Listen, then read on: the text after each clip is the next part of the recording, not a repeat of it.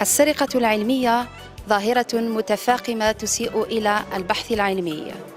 في هذا الإطار تنظم جامعة عبد الرحمن ميرا اليوم الاثنين 17 أفريل 2017 في قاعة المحاضرات بالقطب الجامعي أبو داو يوم دراسي وطني حول السرقة العلمية. بسم الله الرحمن الرحيم.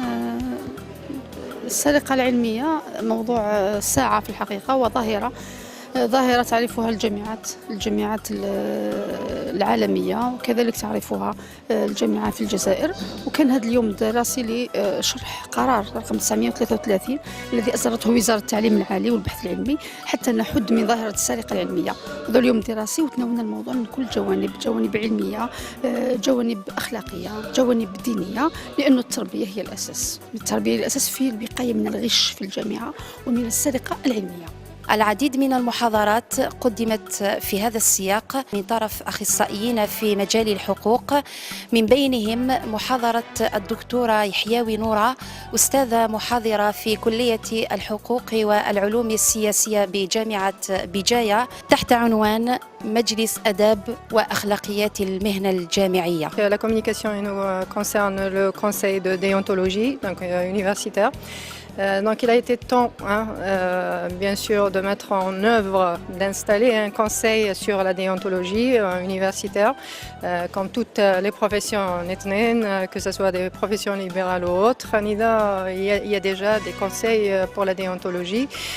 Donc le conseil il est constitué au niveau de toutes les universités, donc y compris l'université de Béjaïa. Le conseil il est constitué d'enseignants universitaires et d'hospitalo-universitaires. Donc il y a 10 membres, donc il doit être composé de 10 membres de toutes les facultés. On peut choisir donc l'enseignant aîné de n'importe quelle faculté qui constitue donc l'université. Bien entendu, on exige un minimum l'enseignant aîné, bien sûr les premières exigences qu'il soit lui-même qu'il suit ou qu'il ait un esprit professionnel. C'est la première condition, qu'il soit objectif, comme je l'ai dit, qu'il assume les règles de déontologie. La déontologie au fait c'est ce qu'on appelle la théorie c'est la théorie justement des obligations. On n'en parle plus de droit de l'enseignant, mais plutôt les obligations de cet enseignant. C'est à partir de là, comme je l'ai dit, qu'on choisit justement cet enseignant pour qu'il assume sa responsabilité et sa mission au sein de ce conseil, ou là ce qu'on appelle en arabe donc Majlis Adab wa Akhlaqiyat Mihnat at-Tadris al-Jamia. Donc la première maintenant mission de ce conseil, c'est d'observer donc tout ce qui concerne le plagiat. Le plagiat, donc que ça vient de l'enseignant, que ça vient aussi de l'étudiant. L'objectif en somme est de protéger et de conserver la science et la production scientifique. وأيضا محاضرة الدكتور فريد تريكي، أستاذ محاضر في كلية الحقوق والعلوم السياسية بجامعة بجاية تحت عنوان الدور البيداغوجي للأستاذ.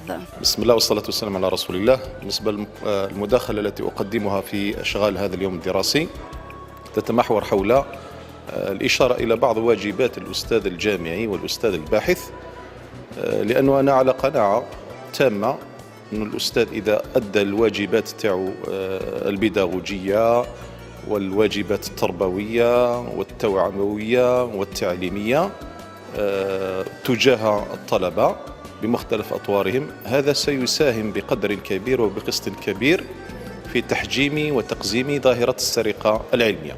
بطبيعة الحال أعتقد أن مؤسسة الجامعة هي ليست مؤسسة مستقلة ومفصولة عن باقي المؤسسات في المجتمع، فهذه المؤسسة العمل الذي يقوم به الأستاذ الجامعي هو تكملة وإضافة لنشاط مؤسسات أخرى مثل مؤسسة الأسرة عن طريق غرس بعض معاني وبعض الأخلاقيات في الناشئة وفي الأولاد الصغار منذ الطفولة، غرس معاني المحافظة على الأمانة. ثم مؤسسة أخرى وهي مؤسسة المسجد، باعتبار أن المسجد يعتبر من أهم المؤسسات الموجودة في المجتمع التي تستقطب يعني أكبر شريحة واسعة من المجتمع الجزائري، فإذا أدى المسجد دوره التوجيهي ودوره الإرشادي هذا أيضا سيعود بالإيجاب. مؤسسة أخرى أيضا هي مؤسسة الإعلام، عندما نقول الإعلام يعني بنوعيه، سواء الإعلام المرئي أو الإعلام السمعي، إذا أدى دوره أيضا في التوعية والنصح والإرشاد أيضا هذا سيعود بالإيجاب على المجتمع ككل ويقزم ويحجم من هذه الظاهرة. وكما تميز أيضا هذا اليوم بحضور العديد من الطلبة الذين أثروا هذا اللقاء بنقاشاتهم. حضورنا إلى هذا اليوم الدراسي فيهدف بالدرجة الأولى إلى تفادي الوقوع في البلاجيا، بارسك الطالب الباحث لا سيما طالب الدكتوراه هو دائما أمام خطر الوقوع في البلاجيا، لأنه قد يكون أمام أطروحات الدكتوراه يجدها في الدول الأجنبية تعالج نفس موضوعه، وبالتالي وقوعه في البلاجيا أمر قد يحدث. وبالتالي فإن هذا اليوم الدراسي سوف يمكن طلبة الدكتوراه وطلبة الباستير مختلف الباحثين في أن يتفادوا الوقوع في مثل هذه السرقة العلمية. اليوم عندنا يوم دراسي حول السرقة العلمية أو البلاجيا، وهذا اليوم سوف يساعد كل طلبة سواء من السنة الأولى ليسانس إلى آخر التدرج يعني الدكتوراه، سيساعدهم على فهم كيفية اقتباس أو عمل بحث. هذا اليوم الدراسي المهم حول موضوع حساس ألا وهو السرقة العلمية، حيث نتمنى أن يستفيد جميع الطلبة من هذا اليوم الدراسي ومن أجل القضاء على هذه الظاهرة التي تعرف انتشارا واسعا والتي تهدد ويمكن أن تسبب في إنزال مستوى الجامعة الجزائرية. وفي ختام هذا اليوم الدراسي تم تحديد مفهوم السرقة العلمية بمختلف مجلاتها وتحديد الأشخاص المعنيين بها ومختلف الطرق التي يجب اتخاذها من أجل الوقاية منها وكل صور العقوبة التي تفرض على مرتكبيها.